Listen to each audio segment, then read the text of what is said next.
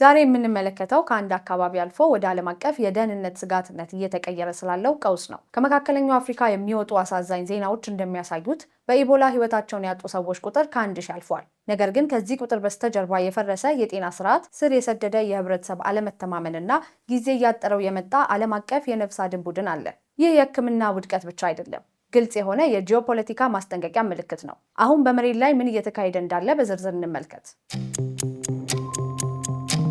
ቀይ መስመሩ ታልፏል። 1000 ነፍሶች ለአንዴና ለመጨረሻ ጊዜ ተቀጥፈዋል። ለወራት ያህል የጤና ባለሙያዎች ይህ ቀን መምጣቱን እንደማይቀር እያስጠነቀቁ ነበር። አሁን ግን ያ ቀን ደርሷል። የወቅቱ የኢቦላ ወረርሽኝ በከፍተኛ ሁኔታ በሚንቀሳቀስና ጥቅጥቅ ባለ ህዝብ ውስጥ እየተሰራጨ ነው። የመከላከያ መስመሮቹ እየፈረሱ ነው። አሁን ጉዳዩ በአጉሊ መነጽር ቫይረስን ስለመከታተል ብቻ አይደለም። ይህ የህዝብ አመኔታ መደርመስ፣ የቀጠናው አለመረጋጋትና የህክምናው ማህበረሰብ ጠፍቷል ብሎ ያሰበው በሽታ ዳግም ያንሰራራበት ቀውስ ነው። ቁጥሮቹ በከፍተኛ ሁኔታ እየጨመሩ ነው። ሽብሩ እውነተኛ ነው። የተለመደው የዓለም አቀፍ አሰራር ደግሞ ሙሉ በሙሉ ከሽፏል። እዚህ ደረጃ ላይ እንዴት እንደደረስን ለመረዳት የወረርሽኙን ልዩ መልክዓ ምድር ማየት አለብን። ይህ ዝም ብሎ በባዶ ቦታ ላይ የተከሰተ ነገር አይደለም። ወረርሽኙ እየተስፋፋ ያለው ንቁ የጦርነት ቀጠና ውስጥ ነው።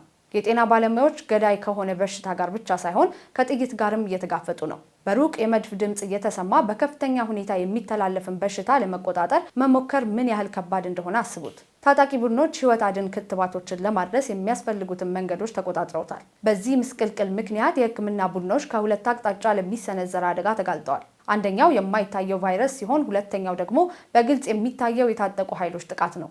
ክሊኒኮች ጥቃት ሲደርስባቸው ክትትሉ ይቆማል። ክትትሉ ሲቆም ደግሞ ቫይረሱ ይስፋፋል። ነገር ግን አመጽ የችግሩ ግማሽ አካል ብቻ ነው። ዋናውና መሰረታዊ ጠላት ግን የህብረተሰቡ እምነት ሙሉ በሙሉ መሸርሸሩ ነው። ዓለም አቀፍ የህክምና ቡድኖች ነጭና እንግዳ የሆኑ የደህንነት አልባሳትን ለብሰው ወደ ሩቅ መንደሮች ሲገቡ እንደ አዳኝ አይታዩም። ይልቁንም እንደ ወራሪ ጦር ነው የሚቆጠሩት። ወሬው ከበሽታው በበለጠ ፍጥነት ይሰራጫል። አንዳንዶቹ የመንደር ነዋሪዎች የህክምና ማዕከላቱን ሰዎችን ለመፈወስ ሳይሆን ለመግደል የተዘጋጁ ቦታዎች እንደሆኑ ያምናሉ። ሌሎቹ ደግሞ ቫይረሱ የተወሰኑ ማህበረሰቦችን ለማጥፋት የተሸረበ የፖለቲካ ሴራ ነው ይላሉ። በዚህ ምክንያት ህመምተኞቹ ራሳቸውን እየደበቁና በቤታቸው ውስጥ እየሞቱ ነው። ቤተሰቦቻቸውን እየበከሉ ሲሆን፣ አስክሬኖችን በሚስጥርና በባህላዊ ስነስርዓቶች እየተቀበሩ ነው። እነዚህ ስነስርዓቶች ደግሞ አስተላላፊ የሆኑትን አስክሬኖች ማጠብን ያካትታሉ። እያንዳንዱ ሚስጥራዊ ቀብር በሽታውን በከፍተኛ ሁኔታ የሚያሰራጭ አደገኛ መድረክ እየሆነ ነው። አሁን ደግሞ ወደ ሳይንሳዊ እውነታ እንለፍ። ምክንያቱም እዚህ ላይ ያለው የሂሳብ ስሌት በጣም አስፈሪ ነው። ኢቦላ ፊሎቫይረስ በመባል የሚታወቅ የቫይረስ ዝርያ ነው። በደም ስሮች ላይ የሚገኙትን ኢንዶቴሊያል የተሰኙ ሴሎችን ያጠቃል። ይህ ደግሞ በሰውነት ውስጥ ያሉ ዋና ዋና አካላትን ስራቸውን እንዲያቆሙ ያደርጋል። በዚህ ልዩ የቫይረስ ዝርያ የሞት እድል እጅግ በጣም ከፍተኛ ሲሆን 60% አካባቢ ይደርሳል። ምንም እንኳን ውጤታማ የሆነው የኤርቤቦ ክትባት ቢኖርም ክትባቱን ለማከማቸት እጅግ በጣም ቀዝቃዛ የሆነ የደህንነት ሰንሰለት ያስፈልጋል። የኤሌክትሪክ ኃይል በሌለበት አካባቢ ክትባቱን ከዜሮ በታች በ80 ዲግሪ ሴልሺየስ ቅዝቃዜ ውስጥ ማቆየት ፍጹም የሎጂስቲክ ቅዠት ነው። የጄኔሬተር ነዳጅ ያልቃል።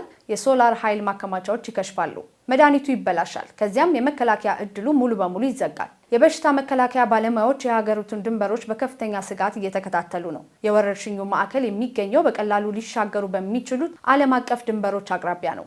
በየቀኑ በሺዎች የሚቆጠሩ ነጋዴዎች፣ ስደተኞችና ሰራተኞች እነዚህን ድንበሮች ያቋርጣሉ። የክትትል ኬላዎቹ መሰረታዊ የሙቀት መለኪያዎች፣ የፕላስቲክ እጅ መታጠቢያዎች ብቻ አሏቸው። ነገር ግን አንድ ሰው ምንም አይነት ምልክት ሳያሳይ ቫይረሱን እስከ 21 ቀናት ድረስ በሰውነቱ ውስጥ ሊያቆየው ይችላል። አንድ ተጓዥ ዛሬ በመደበኛ የሙቀት መጠን ኬላውን ሊያልፍ ይችላል። ነገር ግን ነገ ሌላ ትልቅ የትራንዚት ማዕከል ውስጥ አዲስ የወረርሽኝ እሳት ሊያቀጣጥል ይችላል። ዓለም አቀፉ ማህበረሰብ ይህንን እንደ አካባቢ ችግር ብቻ በመቁጠር ለቀጠናው የሚሰጠውን የገንዘብ ድጋፍ በከፍተኛ ሁኔታ ቀንሷል። ያ የሂሳብ ስሌት ግን ትልቅ ስህተት ነበር።